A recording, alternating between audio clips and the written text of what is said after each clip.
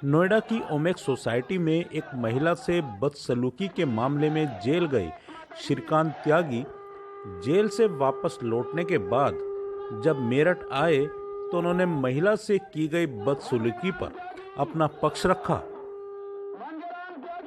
उन्होंने त्यागी समाज के सामने बोलते हुए कहा कि आखिर क्यों उस महिला को उन्हें बुरा भला कहना पड़ा। श्रीकांत बोले कि योगी जी ने कहा था कि अगर कोई तुम्हारे एक गाल पर थप्पड़ मारे तो अपना दूसरा गाल सामने करने की बजाय उसको वापस थप्पड़ मार दो। ओमेक्स सोसाइटी में भी वह महिला मेरे साथ अपशब्दों का प्रयोग कर रही थी, जिसके जवाब में मैंने भी अपशब्द बोल दिए।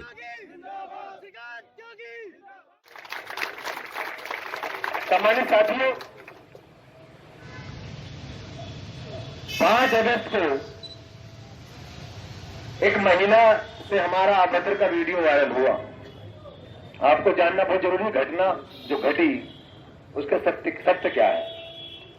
वीडियो जब वायरल हुआ तो हमें लगता है कि एक कॉमन सी एक महिला आई, शराब पी हुई थी, विवाद किया।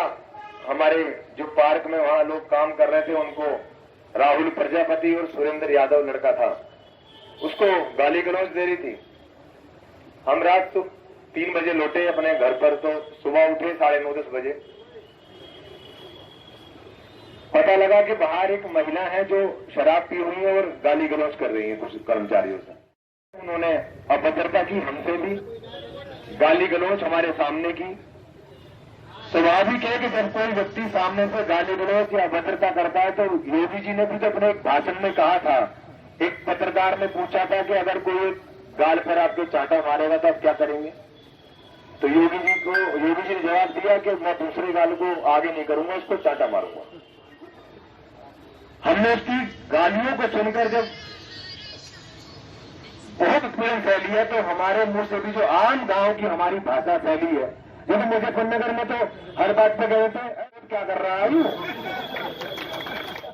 हम भी अपने गांव की भाषा में उससे बात कर बैठे। इतनी सी वीडियो को वायरल करने पर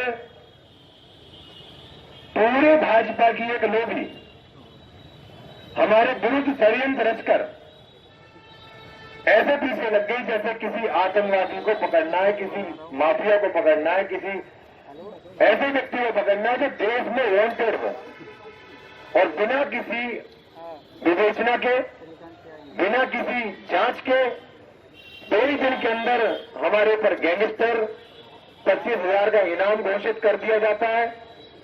और तो और जब हम अरेस्ट हुए तो उनको 3 लाख रुपए का इनाम इस तरह दिया जाता है जैसे नक्सल का कोई कमांडर पकड़ लिया हो, श्रीकांत त्यागी ना पकड़ा हो।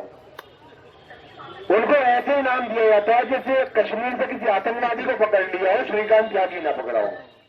बातें खुली तो पता लगा कि इसमें भाजपा के वो धन्ना सेठ, भाजपा के वो भ्रष्टाचार की पराकाष्ठा पर अपना नींव रख चुके और बीजेपी में भ्रष्टाचार करके अपना साम्राज्य खड़ा कर चुके जिन व्यक्तियों के खिलाफ हम जांच कराने का काम कर रहे थे, इसमें वो लोग संलिप्त थे। और इस बात की जानकारी हमारे समाज ने चल रही खबरों के माध्यम से जो सुनने और समझने का काम किया, क्योंकि त्यागी समाज तो समृद्ध, संपन्न, सक्षम, शिक्षित समाजों में आता है, वो समझदार से समझ गया है षड्यंत्र को, और उन्होंने हमारी लड़ाई को अपनी लड़ाई लड़कर समझने का काम किया। और 21 तारीख को जो उन्होंने ऐतिहासिक रैली नोएडा में की तो भारतीय जनता पार्टी की सरकार शासन सत्ता के पांव खड़ गए और वो मजबूर हो गई,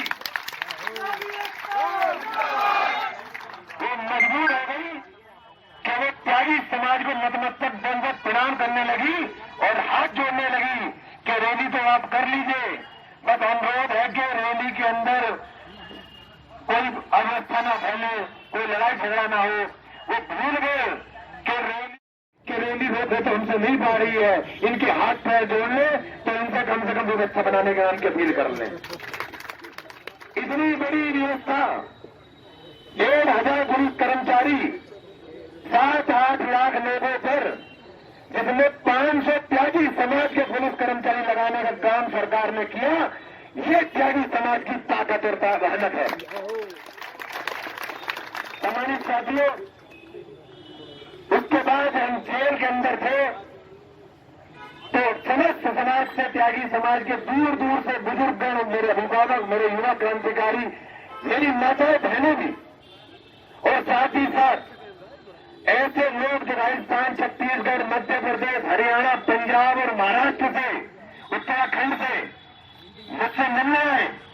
उन्होंने एक ही बात कही कि श्रीकांत भैया, आपने आज तक जितना भी समाज में काम किया, जो लोग आपको जानते थे या नहीं जानते थे, लेकिन इस राजनीतिक षड्यंत्र में और इस भाजपा की क्रांतिकारी सरकार में हुए आपके पास षड्यंत्र ने त्यागी समाज को एक करने का काम कर दिया। उन्होंने कहा कि अगर समाज एक हो रहा है तो निश्चित रूप से श्रीकांत त्यागी अब कितना भी लंबा जेल में रहने, उससे तो फर्क नहीं पड़ता मुझे।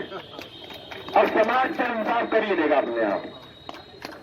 ये वो समाज है, मैं बता दूं इस मंच के माध्यम से, जिसने भगत सिंह को जन्म दिया और जिस समाज में क्रांतिकारी कवि रामधारी सिंह दिनकर जी पैदा हुए।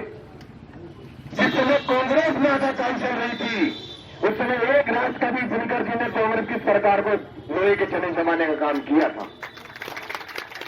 अंग्रेजों को भगत सिंह जैसे, मंगल पांडे जैसे हमारे क्रांतिकारी लोग हमारे समाज में पैदा हुए। अंग्रेजों को भी चने लोहे के चबाने का काम अगर किसी ने किया तो इस त्यागी समाज ने किया। एक श्रेष्ठ बहु था जिसको मैं क्षत्रिय होने का बड़ा गुमान था, और ब्राह्मण समाज के खिलाफ एक आंदोलन चलाकर एक तरफ से त्यागी भूमिया ब्राह्मण समाज का पतन करने की कसम खाए हुए था। उस श्रेष्ठ बहु का, जिसमें रावण तक को अपने कैद में रखा हुआ था, उसके श्रेष्ठ बाहों को काट के उसकी हत्या करने का काम भी किसी ने किया तो हमारे भगवान परशुराम जी ने किया। यह उस समाज की औलाद है।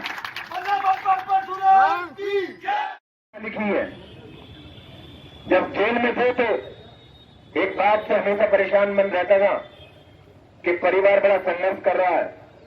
हमारी पत्नी से थाने में घटना के 4 घंटे बाद ही ऐसे पूछताछ की जा रही थी।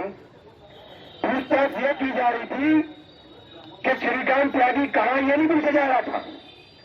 पूछा जा रहा था कि श्रीकांत त्यागी की कहां कहां खदानें चल रही है, कहां कहां क्रेशर चल रहे हैं, कितने उनके आवास है, कितने उनके मकान है और कितनी उनकी इनकम है। और 15 लाख 20 लाख मीडिया में किराया चला जा रहा है, उनकी रिश्तेदारों की गाड़ियों को उठाया जा रहा है, उनके परिवार के लोगों को उठाया जा रहा है। मुद्दा उसी दिन में समझ गया था कि ये तो किसी ने सिकंदनी भेजी भीषण पिताओं को मारने के लिए, ये अपराध मुझसे नहीं हुआ, ये अपराध कराया गया। लेकिन किसी ने कहा है कि अगर किसी का शिकार करना हो तो उसके आगे कुछ उसका चारा डाल तो शिकार हो जाता है। मेरे उस बहन से कोई ऐसी कोई नहीं है, वो भी किसी की बहन बेटी है।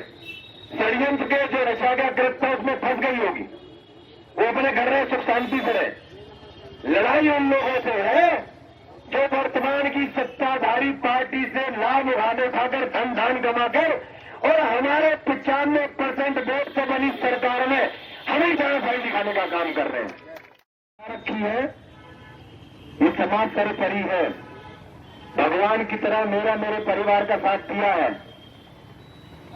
इससे विभाग कहना चाहूंगा कि मुझे भला जरा उनको भी लगा 2-4 थपेड़े हल्के हल्के से, जो रोड साइड से बैठ के इस तूफान का नजारा ले रहे हैं। और हमने कतार चिरागों की लगा रखी है। ये कुछ छोटे मोटे बीजेपी के अनुकंपा प्राप्त नेताओं ने सर हवाओं से लगा रखी है। कहने के लिए कोई लफ्ज नहीं है। मेरे से ज्यादा उम्र के लोग इस धरने में बैठे हुए हैं। हमारा तो बस एक लाख शब्द आपको कह देता हूं कि इस दर पर सर झुकाता हूं तो सुकून मिलता है, वरना कुत्ते की तरह भटकते हैं वो लोग जिनके हजारों खुदा होते हैं। इसी के साथ मेरे साथ एक बार भगवान परशुराम की, भगवान परशुराम की, भगवान परशुराम की जय।